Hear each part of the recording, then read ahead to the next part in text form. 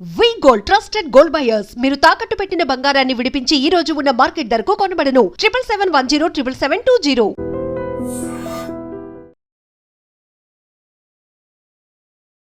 Welcome to iDream media. So జనరల్గా thyroid ఈ problem అనేది చాలా మందిలో చూస్తూ ఉన్నాము. చిన్న పిల్లల్లో థైరాయిడ్ సమస్య వెరీ కామన్గా చూస్తూ ఉన్నాము. ఉంటే పిల్లలు ఊబకాయంగా ఉంటారు, లేదంటే చాలా అండర్ వెయిట్ ఉంటారు. ఎందుకు ఈ థైరాయిడ్ అలా పనిచేస్తుంది? థైరాయిడ్లో ఎన్ని రకాలు ఉన్నాయి? ఏ థైరాయిడ్ అని మనం ఎలా తెలుసుకోవాలి? మరి పూర్తిగా తగ్గించుకోవచ్చా? జాగ్రత్తలు ఏం తీసుకోవాలి? స్పెషల్గా ఆహార నియమాలు చెప్తారు, పాటించాల్సిందేనా? వివరాలు తెలుసుకుందాం. మనతో పాటు ప్రముఖ internal medicine specialist doctor Rajesh Ukkala గారు ఉన్నారు.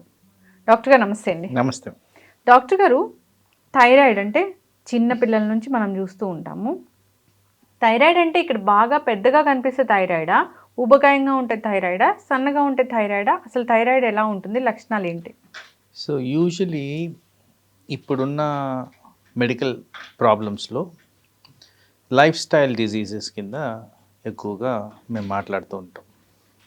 థైరాయిడ్ కూడా one of the life style diseases. అయితే మీరు అన్నప్పుడు ఎలా తెలుసుకోవాలి, ఎప్పుడు తెలుసుకోవాలి, ఎలా లక్షణాలు అన్నప్పుడు రిస్క్ ఫ్యాక్టర్స్ అంటే ఎప్పుడు చెప్తుంటాను, ఓవర్ వెయిట్ ఉన్నప్పుడు లైఫ్ స్టైల్ డిజీజ్ అనేది ప్రాబ్లం అవుతుంది. దాంతోపాటు మన డైలీ లివింగ్ ప్యాటర్న్స్ అబ్నార్మల్గా ఉన్నాయనుకోండి, మనమైతే ఎలా చేయాలో దానికి విరుద్ధంగా చేస్తున్నాం అనుకోండి, risk of life style diseases పెరుగుతాయి. సో ఇవి మనం మనసులో పెట్టుకోవాలి. ఒక లైఫ్ స్టైల్ డిజీజ్ వచ్చినప్పుడు రెండో లైఫ్ స్టైల్ డిజీజ్ రావడానికి ఛాన్సెస్ ఎక్కువగా ఉంటాయి. వాటిల్లో థైరాయిడ్ అండ్ డయాబెటీస్ చాలా మటుకు కనెక్టెడ్ ఉంటుంది. థైరాయిడ్ అండ్ హై కొలెస్ట్రాల్ చాలా మటుకు కనెక్టెడ్ ఉంటుంది. థైరాయిడ్ డిజీజ్ ఊబకాయం కనెక్టెడ్ ఉంటుంది. సో వీటిలన్నిటినీ మనము గమనించుకొని థైరాయిడ్ గురించి ఆలోచన చేయాల్సిన అవసరం ఉంది. ఒక లావుగుంటేనో, మెడ మీద వాపు ఉంటేనో, లేకపోతే ఇంకో లక్షణం ఉంటేనో థైరాయిడ్ అన్నం కాకుండా దాన్ని నిర్ధారించడం అనేది ఇంపార్టెంట్. సో దానికి సంబంధించిన టెస్ట్లు అనేవి చేసుకోవాల్సిన అవసరం ఉంది. ఎక్కడైతే రిస్క్ ఫ్యాక్టర్స్ ఉంటాయో అక్కడ మనం ఒక స్టెప్ ముందే ఉండొచ్చు. సో నేను ఎప్పుడు చెప్తుంటాను, ఒక yearly scanning whole of the body check చేసుకున్నట్టు చేసుకోండి. ఆ టైంలో ఒకసారి థైరాయిడ్ చెక్ చేసుకొని ఇనీషియల్గా ఏదన్నా మార్పులు ఉంటే దాని మీద ఇంకా క్లోజ్ మానిటరింగ్ ఎక్స్పర్ట్ అడ్వైస్ ద్వారా చేసుకుంటే థైరాయిడ్ని మనము బిగినింగ్లోనే స్టాప్ చేయొచ్చు. థైరాయిడ్తో ఉన్న మేజర్ ఇష్యూ ఏంటంటే అది సైలెంట్గా పని కానిచ్చేస్తుంది. మనకి తెలిసే లోపడే కాస్త స్ప్రెడ్ అయిపోయి వేరే అవయాల మీద ఇంపాక్ట్ చూపించడం ఇలాంటివి జరుగుద్ది. కాబట్టి థైరాయిడ్ ఎక్కువ కాకముందే దాన్ని డిటెక్ట్ చేయడం అనేది ఇంపార్టెంట్. మరి థైరాయిడ్ లక్షణాల గురించి మాట్లాడుతున్నప్పుడు ఆల్మోస్ట్ ప్రతి కణం మీద థైరాయిడ్ ఎఫెక్ట్ అనేది చూపిస్తూ ఉంటుంది. హెయిర్ ఎఫెక్ట్ అవుద్ది, బ్రెయిన్ ఎఫెక్ట్ అవుద్ది, హార్ట్ ఎఫెక్ట్ అవుద్ది, చర్మం ఎఫెక్ట్ అవుద్ది, గోళ్ళు ఎఫెక్ట్ అవుతాయి, డైజెస్టివ్ సిస్టమ్ ఎఫెక్ట్ అవుతుంది. సో ఇలా చెప్పుకుంటూ పోతే ఆల్మోస్ట్ ప్రతి అవయం మీద థైరాయిడ్ మూలాన ఏదో ఒక విధమైన ఎఫెక్ట్ అనేది మనకి కనిపిస్తూ ఉంటుంది. కాబట్టి దాన్ని ఎర్లీ డిటెక్ట్ చేయడం అనేది కూడా చాలా ఇంపార్టెంట్. ఎర్లీ డిటెక్షన్ అంటే లక్షణాలు ఏం కనపడలేదు డాక్టర్ గారు. ఇప్పుడు చిన్నపిల్లలే ఉన్నారు, ఒక 10 ఏళ్ళు బాబే ఉన్నాడు అనుకోండి, అతనికి బ్లడ్ టెస్ట్ చేయించాల్సిందేనా? రిస్క్ ఫ్యాక్టర్స్ అందుకోసం నేను ఒబెసిటీ చెప్పాను ఉంటే ఏ విధంగా రిస్క్ ఫ్యాక్టర్స్ ఉన్నాయి, దీనికి సంబంధించి మనం ఏం ఆలోచించాలి. దీంట్లో థైరాయిడ్ ఒక క్రైటీరియా. సో అది మీరు స్వతహాగా డెసిషన్ తీసుకోలేకపోయినా కానీ ఎక్స్పర్ట్ ఒపీనియన్ పీడియాట్రిషియన్ కలిస్తే ఆ చిన్న బాబుకి అవసరమైన టెస్ట్ కావాలా లేదా అనేది వాళ్ళు డిసైడ్ చేయడం జరుగుతుంది. ఇప్పుడు చిన్న ఏజ్లో వస్తుందా లేకపోతే పెద్ద ఏజ్లో వస్తుందా? అది థైరాయిడ్ ఏ ఏజ్లో అయినా వెరీ కామన్. బట్ ఈ మధ్యకాలంలో ఇన్సిడెన్స్ ఆఫ్ థైరాయిడ్ అనేది బాగా పెరిగిపోయింది. ఉమెన్లో ఎక్కువ థైరాయిడ్ చూస్తామా? ఇది వరకు విమెన్లో ఎక్కువగా ఉండేది, ఇప్పుడు సమానంగా అందరిలోనూ కనిపిస్తున్నది. విమెన్లో థైరాయిడ్ ఎందుకు ఇంపార్టెన్స్ అంటే ఇంపాక్ట్ ఎక్కువ ఉంటుంది, హెల్త్ సిస్టమ్ మీద ఇంపాక్ట్ ఎక్కువ ఉంటుంది, మెన్స్ట్రువల్ సైకిల్స్ మీద ఉంటుంది, హెయిర్ లాస్ మీద ఉంటుంది, కాస్మెటిక్ పర్పస్కి ఉంటుంది.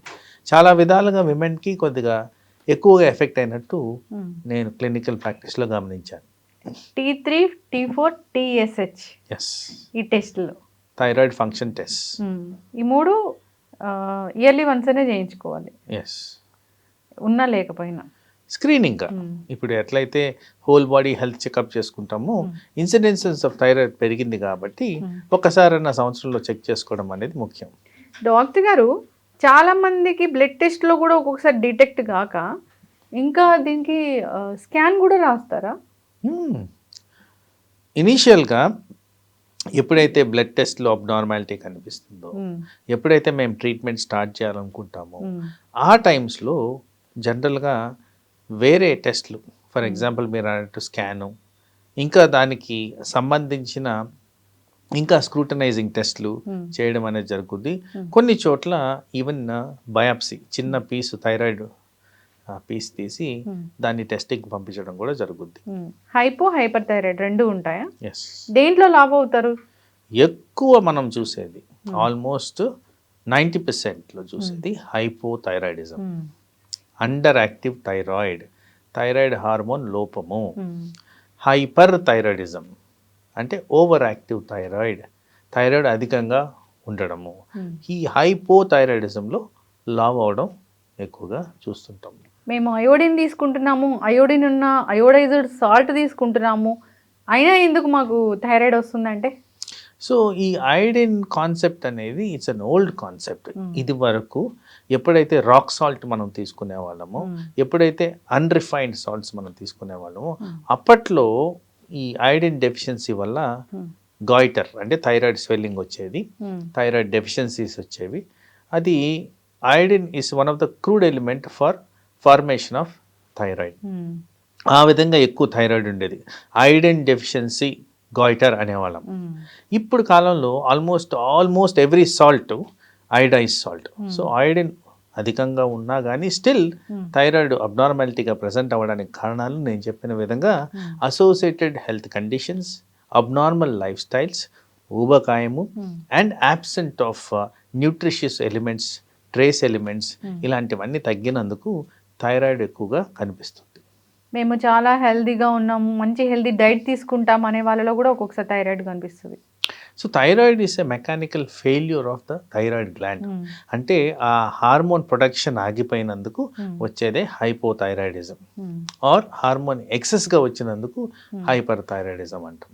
ప్రెగ్నెన్సీలో కూడా థైరాయిడ్ వస్తుందా? ప్రెగ్నెన్సీలో మేజర్గా జరిగేది ఏంటంటే హార్మోనల్ చేంజెస్ చాలా ఎక్కువగా జరుగుతాయి. ఎందుకంటే ప్రెగ్నెన్సీ పరంగా మీరు గమనిస్తే చాలా రకాల హార్మోన్స్ మారుతాయి ఆ ప్రెగ్నెన్సీ టైంలో. ఆ హార్మోన్స్లో ఇది కూడా ఒక మేజర్ ఇష్యూ. అలా థైరాయిడే కాదు, ఈవెన్ షుగర్ కూడా పెరగడం గమనిస్తాం, బ్లడ్ ప్రెషర్ కూడా పెరగడం గమనిస్తాం, అలాగే ఊబకాయం పెరగడం గమనిస్తాం. సో ప్రెగ్నెన్సీలో వివిధ రకాల హార్మోనల్ ఇంబ్యాలెన్స్లు జరుగుతాయి కాబట్టి ఆ కారణంగా కొంత ఇన్సిడెన్సెస్లో కనిపించిపోవడం కూడా జరుగుద్ది, తగ్గుతుంది. ఎస్. ఇప్పుడు ప్రెగ్నెన్సీలో వచ్చిన థైరాయిడ్ మాత్రమే తగ్గుతుంది, నార్మల్గా వచ్చిన థైరాయిడ్ మాత్రం జీవితాంతం మందులు వాడాల్సిందే. అంటే ఇక్కడ ట్రిక్ ఏంటంటే ఎవరికైతే just small elevations of thyroid ఉన్నాయో ప్రెగ్నెన్సీ టైంలో అది ఎక్కువగా ఆబ్వియస్గా కనపడడం జరుగుద్ది. దాంట్లో ఒక 30-40% వాళ్ళకి తగ్గిపోవడం జరుగుద్ది, 60% వాళ్ళకి కంటిన్యూ అవ్వడం జరుగుద్ది. అందుకోసం దాని గురించి కూడా మనము టెస్టులు చేసుకొని కాస్త విజిలెంట్గా ఉండడం అనేది ఇంపార్టెంట్. ఎస్, చక్కగా చెప్పారు డాక్టర్ గారు. అయితే ఇది పూర్తిగా తగ్గిపోయింది అంటే ప్రెగ్నెన్సీ వదిలేసేయండి, నార్మల్గా వచ్చిన వాళ్ళకి ఇది పూర్తిగా తగ్గిపోయింది, మందులు మానేశారు అనేది అయితే ఉండదు అసలు. అయితే ఇక్కడ మీరు అడిగింది ఏంటంటే రివర్సిబిలిటీ ఎక్కడా అని. సో కొన్ని కండిషన్స్లో మేము మెడికల్ పరంగా ఈ థైరాయిడ్ TSH లెవెల్స్ని అక్యూట్ ఫేస్ రియాక్టెంట్స్ అంటాం. అంటే sudden amount of stress, sudden amount of infection, sudden amount of emotional disturbance, sudden amount of lack of sleep, ఇట్లాంటి వాటిలన్నింటిలో కూడా థైరాయిడ్ కాస్త పెరిగేదానికి ఆస్కారం ఉంది. సో ఈ టెంపరీ ఎలివేషన్ ఉన్నదాన్ని సబ్ క్లినికల్ హైపోథైరాయిడిజం అంటాం. దీనికి జనరల్గా ట్రీట్మెంట్ ఇవ్వం. అలాంటి కండిషన్స్లో రివర్స్ అయ్యేదానికి మీరు అన్నట్టు ఛాన్స్ ఉంది. ఏదైతే అండర్లయింగ్ కాజ్ ఉంటుందో దాన్ని తొలగిస్తే ఇది తగ్గిపోద్ది.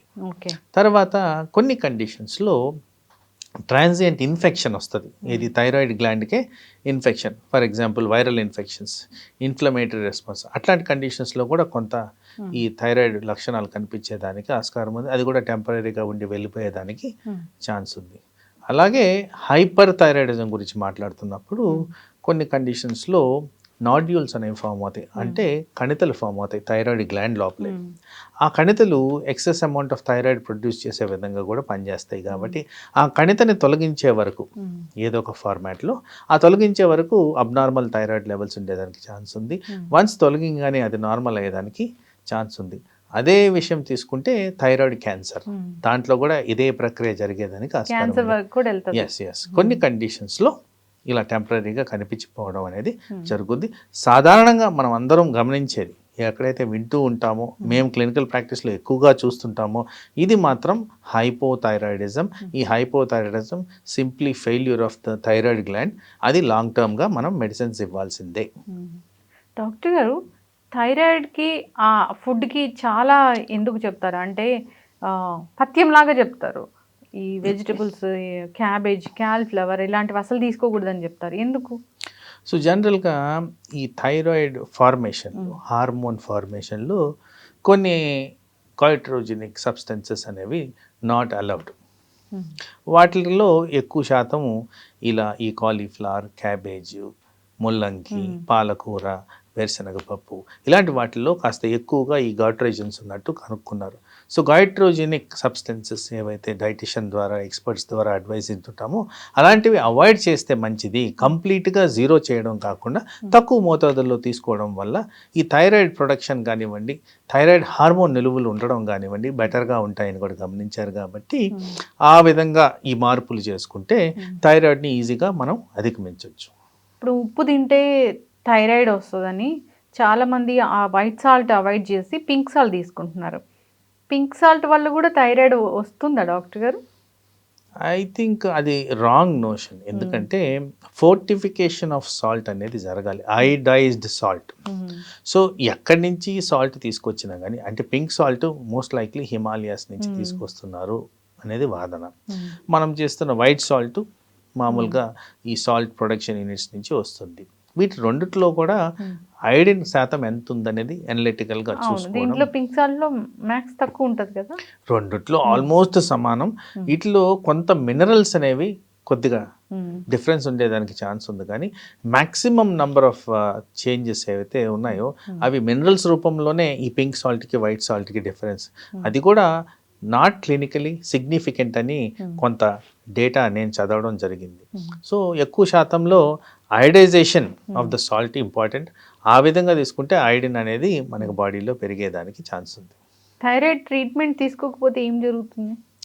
థైరాయిడ్ ట్రీట్మెంట్ తీసుకోకపోతే నేను చెప్పిన ఈ వైటల్ ఆర్గన్స్, మెజారిటీ ఆఫ్ ఆర్గన్స్లో చాలా వైటల్ థింగ్స్ ఎఫెక్ట్ అయింది. ఇప్పుడు బ్రెయిన్లో మన మెమరీ మందగించడం, చురుకుదనం తగ్గిపోవడం, ఆలోచించిన విధానం లేకపోవడం, మానసిక ఒత్తిడికి గురవడం, ఇలాంటివన్నీ జరుగుతూ ఇంకా కాస్త అది వర్సనింగ్ అయితే కోమాలోకి కూడా జారుకోవడం జరుగుద్ది. అలాగే హార్ట్ బీట్ స్లో అయిపోవడం థైరాయిడ్ లక్షణం. దడ ఉంది అని చెప్తూ ఉంటారు. సో హార్ట్ బీట్ స్లో అయినప్పుడు హార్ట్ ఫంక్షనాలిటీ కాంప్రమైజ్ అయ్యి ఇంకా అది వర్సన్ అయితే హార్ట్ ఫెయిల్యూర్ కూడా దారి తీసేదానికి ఛాన్స్ ఉంది. అలాగే వివిధ రకాలుగా అవయాల మీద ఒత్తిడి ఉంటుంది. మస్కిలో స్కెల్టల్ సిస్టమ్ అంటే కండరాలు, ఎముకల మీద ఇది భారం చూపించేదానికి ఆస్కారం ఉంది.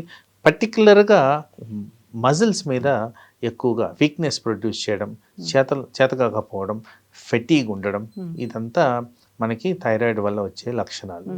అలాగే థైరాయిడ్ ట్రీట్మెంట్ సరిగ్గా తీసుకోకపోతే మలబద్ధకం చాలా మేజర్ ఇష్యూ. జీర్ణాశయం సరిగ్గా పనిచేయదు, అబ్జార్ప్షన్ ఆఫ్ న్యూట్రియంట్స్ సరిగ్గా ఉండదు, మాల్ అబ్జార్ప్షన్ సిండ్రోమ్స్ వస్తాయి, గ్యాస్ ట్రబుల్ వస్తాయి, కొలెస్ట్రాల్ లెవెల్స్ పెరుగుతాయి. కొలెస్ట్రాల్ లెవెల్స్ పెరిగిన దానివల్ల ఈ రక్తనాళాల్లో బ్లాకేజ్ ఏర్పడుతుంది, హార్ట్ అటాక్, బ్రెయిన్ అటాక్ దారితీస్తుంది. చాలా రకాలుగా మేజర్గా బాడీ మీద ఎఫెక్ట్స్ ఉంటాయి కాబట్టి ఇక్కడ మనం అందరం గమనించుకోవాల్సింది ఏంటంటే ఇది సడన్గా కనపడడం కాదు, స్లోగా పెరుగుతూ వస్తుంది కాబట్టి చాలా మటుకు అది తెలిసే లోపల చాలా డ్యామేజ్ జరిగేదానికి ఆస్కారం ఉంది. అందుకోసమే థైరాయిడ్ కానీ అబ్నార్మాలిటీ ఉంటే తప్పనిసరిగా టెస్టులు చేసుకోండి, తప్పనిసరిగా వాళ్ళు ఇచ్చిన అడ్వైజెస్ ఫాలో అవ్వండి అండ్ ఫ్రీక్వెన్సీ ఆఫ్ టెస్ట్లు వాళ్ళు చెప్పిన విధంగా మానిటర్ చేసుకుంటూ దాన్ని కరెక్షన్ మోడ్లోకి తీసుకురావడం అనేది ఇంపార్టెంట్. తర్వాత చాలామందికి ఉన్న ఒక అపోహ క్లారిఫై చేయాల్సింది ఏంటంటే థైరాయిడ్ ఒక్కసారి కరెక్ట్ అయిపోతే మనం మానేయొచ్చా? లేదండి, లాంగ్ టర్మ్గా మెడిసిన్ వాడాలి. డాక్టర్ చెప్పే వరకు మీరు మానద్దు, కంటిన్యూస్గా ట్యాబ్లెట్ వాడుతూనే ఉండడం నార్మల్గా జరిగే అంశం. ఫైనల్ క్వశ్చన్ డాక్టర్ గారు, థైరాయిడ్ మెడిసిన్ ఎందుకు పరగడుపునే తీసుకోవాలి? సో ఐడియల్గా థైరాయిడ్ అబ్జార్ప్షన్ బెటర్గా ఉంటుంది ఆ టైంలో తీసుకుంటే. తర్వాత థైరాయిడ్ రిక్వైర్మెంట్ ఆ టైంలో మన బాడీలీ నీడ్స్కి ఇంపార్టెంట్. సో అందుకోసం మార్నింగ్ టైం తీసుకొని అబ్జార్ప్షన్ బెటర్గా ఉండేటట్టు చేసుకుంటే ఆ థైరాయిడ్ చేసే ప్రక్రియలు ఏవైతే ఉంటాయో అవన్నీ సమంగా జరుగుతాయనే ఉద్దేశంతో అది మార్నింగ్ తీసుకోవడం అనేది ఇంపార్టెంట్. చక్కటి ఇన్ఫర్మేషన్ డాక్టర్ గారు. థైరాయిడ్ ఇయర్లీ వన్స్ చెక్ చేయించుకోవాలి. ఉంటే కనుక డాక్టర్ చెప్పిన విధంగా మందులు ఖచ్చితంగా వాడాల్సిందే. ఎప్పుడైనా వచ్చిపోయే థైరాయిడ్ ఉంటుంది, అది ప్రెగ్నెన్సీలో కొందరికి అలాగే ఉండొచ్చు, కొందరికి వెళ్ళిపోవచ్చు. కానీ జాగ్రత్తలు అయితే తీసుకోవాలి. మీకు ఏమైనా అబ్నార్మాలిటీస్ కనిపిస్తున్నాయా? మీరు చాలా ఫెటిక్గా అవుతున్నారా? చేత కాకుండా అనిపిస్తుందా? మతిమరుపు వస్తుందా? ఇలాంటివి ఏమైనా కనిపించినా, ఊబకాయం ఉన్నా ఒకసారి టెస్ట్కి వెళ్తే మంచిది. డాక్టర్ని సంప్రదించాలని కోరుకుందాం. చాలా చక్కటి ఇన్ఫర్మేషన్ డాక్టర్ గారు, ధన్యవాదాలు. నమస్తే.